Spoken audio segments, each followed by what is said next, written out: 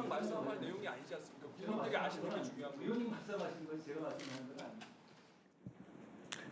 예, 장관님 최근에 또 사면을 하셨습니다. 그래서 8.15 몇 달 됐죠? 네, 31명의 비리 경제인들이 사면이 됐는데요. 사실 작년에 8.15 사면 때도 굉장히 비판이 많았습니다. 또 이렇게 사면을 되는 거 보고 참 제가 참담하다는 느낌까지 받았는데요. 꼭 이렇게 계속 사면해야 됩니까? 사면 역대 정부가 계속 해왔고 사면권자의 정치적 판단입니다. 거기에 대해서 근데 사면 이 보도하는 비리 입장에서 경제인들은 특별히 말씀드릴 최소한 문제가 없습니다. 비리 경제인들만큼은 우리가 안 하는 관행을 어느 정도 확립해 왔습니다. 잘 아시겠지만 2013년 이후로는 비리 경제인들 사면된 건 윤석열 정부 전까지 2명밖에 없었어요. 박근혜 대통령도 2명밖에 안 했습니다. 말씀하신 비리 경제인이라고 하시는 카테고리가 어떤지 모르겠네요. 그 전에 경제인 사면이 없었단 말씀이시죠? 그러면 재벌 총수만 한정해서 얘기해 봅시다. 재벌 총수 2013년부터 2명 이외에는 이 경제 범죄로 사면된 경우가 없었습니다. 그런데 지금 윤석열 정부 들어와서 1년 반 만에 벌써 35명입니다. 구분을 하시는 기준이 좀 달라지는 것 같은데요. 35명이 다 재벌이란 말씀이신가요? 아니 재벌이 아니라 최소한 지금 본인이 비리 경제인이라고 법무부에서 브리핑하실 때 4명, 31명 이렇게 해서 통계를 분류하신 거 가지고 이제 34명 말씀드렸는데 만약에 이게 기존의 정부에서도 계속 해온 거다 이렇게 주장을 하신다면 최소한 재벌 총수가 경제범죄로 사면받은 경우만 놓고 보더라도 달라졌다 이 말입니다. 이게 마치 이전 정부에 계속 해오던 거 윤석열 정부에서도 하고 있는데 뭐가 문제냐 지금 이런 상황 전혀 아니라고요. 제가 아까 말씀드렸다시피 사면은 대통령의 정치적 결단입니다. 제가 거기서 특별히 그 평가할 위치에 있지는 않습니다. 이번에 혹시 벌금 추징액은 사면이 안 됐을 테니까 벌금 액수가 얼마큼 사면됐는지 밝혀주실 수 있습니까? 제가 그렇게 미리 준비해 오진 않았는데요. 그러면 제가 확인해서 계산할 수 자료를 있으면 제출해 주실 수 있습니까? 제출 가능한지 확인해 보겠습니다. 사면이라는 게 그 사면위원회에서 결정한 것 이외에는 공개하지 않게 되어 있는데 그렇지만 그런 통계가 공개가 가능한 것인지 제가 벌금 확인해 액수가 보겠습니다. 사면이 됐겠지요. 다 납부는 안 됐을 거 아닙니까, 그죠? 보통 벌금은 납부가 되고 추징금이 남아 있는 경우가 많습니다. 사면회 같은 경우에. 확인해서 좀 말씀해 주십시오. 저희가 계산을 가능한지 해보면 확인해 보겠습니다. 31명 이번에 지금 경제사범으로 분류하신 31명에 대해서 벌금 법원에서 확정된 벌금 액수만 359억입니다. 이전에 사면할 때 작년에 이명박 대통령이 82억 원 벌금 사면이 돼서 국민적 비판이 컸습니다. 이번에 359억입니다. 얼만큼 사면된 것인지 밝혀주십시오. 어떤 기준으로 액수를 보셨는지 모르겠는데요. 제가 확인할 수 있는지 여부를 확인해 보겠습니다. 그 장관님 지금 범죄 피해자들 치료비 지원 강조하고 계시죠? 그렇습니다. 예, 중요한 문제입니다. 이 이명박 대통령이 원래 납부했어야 될 82억 납부됐으면 그중에 상당 기금은 범죄 피해자 보호 기금으로 갔을 겁니다. 알고 계시죠?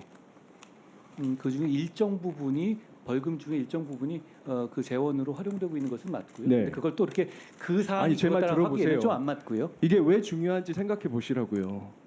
범피비기금으로 가면 범죄 피해자 치료비도 지원될 수 있고 생계비 치료도 될 수 있습니다. 알고는 계시냐고 제가 묻는 거예요. 범죄 피해자 치료비 290만 원씩 지금 예산 편성하신 걸로만 계산을 해도 82억이면 2,800명 지원할 수 있습니다.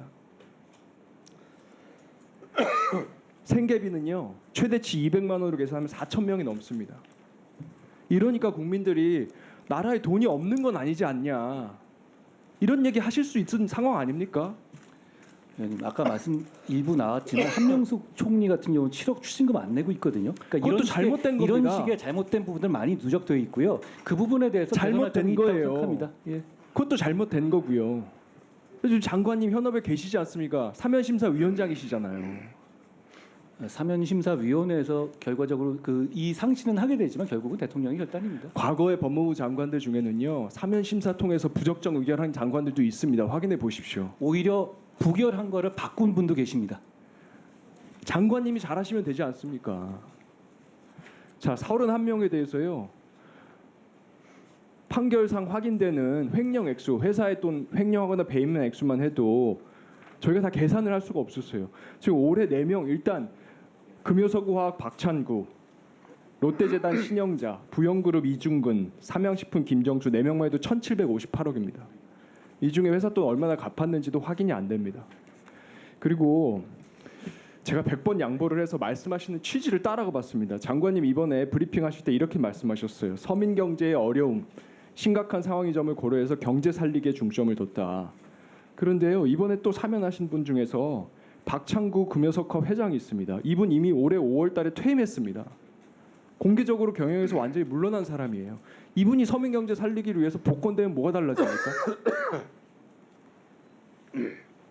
이분이요, 횡령 확정 판결 받고도 원래 특경가법에 따르면은 취임이 금지되는데 100일도 안 돼서 판결과 현행법을 비웃듯이 금요석 화학 대표로 다시 취임하신 분입니다. 그래가지고요, 보수만 1년 동안 55억 4,100만 원 수령해 가셨습니다. 또 제가 말씀드릴게요. 이중근 부영 회장이 있습니다. 이 부영이라고 하는 회사는 원래 나라 땅하고 나라 돈 갖다가 공공 임대주택, 공공 사업하는 회사였습니다. 그런데요, 나중에 이거 분양 전환하면서 건축비 부풀려서 공공 임대주택 임차인들한테 고효를 짜내 가지고 과다 이익, 그렇게 해서 재계 20위까지 도약한 회사입니다. 이게 지금까지도 분쟁이 되고 있고, 최근에 법원 판결을 통해서 임차인들한테 450만 원에서 1,200만 원씩 지급하라는 판결이 나고 있습니다. 서민경제 살리는 게 아니고요, 서민경제 죽인 사람입니다. 종근단 이장한 회장 말씀드리겠습니다. 이장한 회장은요, 이런 사람입니다. 2013년부터 4년간 본인의 운전기사 6명에게 폭언과 협박으로 정신적, 신체적 학대를 했다. 2017년 7월 달에 퇴사한 운전기사 인터뷰한 내용을 보면 회사 차량 운전했던 2달간 스트레스에 의해서 몸무게 7kg 빠졌다. 응급실도 실려갔다. 공황장애가 왔다. 이 서민 살리기는커녕 서민들 핍박하는 사람인데, 이런 사람들이 왜? 위원장님, 제가 잠시만 한 1분만 답변하십시오. 이 범죄로 처벌받은 기업인들을 사면하는 거에 대해서는 저도 약간 개인적인 생각은 분명히 있습니다만, 사면권을 보좌하는 입장에서 대통령의 결단을 따라야 하는 입장이라는 말씀을 먼저 드리고요. 그리고 위원님 말씀하신 여러 가지 중에서 실제로 팩트가 좀 다르게 많이 섞여 있는 것 같아요. 이중근 씨 같은 경우는 피해금액 변제나 공탁이 된 상태고요. 그리고 박찬구 씨 같은 경우도 피해금액 전부 변제가 된 상태 등등을 고려한 것인데요. 그러니까 말씀하신 각각의 사면 사안들이 그런 여러 가지 사정들을 고려한 점이다라고 말씀드릴 수 있습니다. 그리고 뭐 그렇지만 그럼에도 불구하고 위원님이 말한 그런 비판의 소지가 있다는 거 당연히 저도 인정합니다. 사면 제도가 그런 부분에 문제가 있고, 거기에 대해서 저 일정 부분 위원님이 생각에 공감하는 점이 있습니다. 네, 오전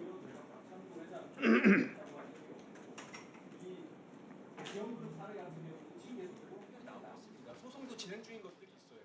피해 변제 전부 다 하지 않았습니다.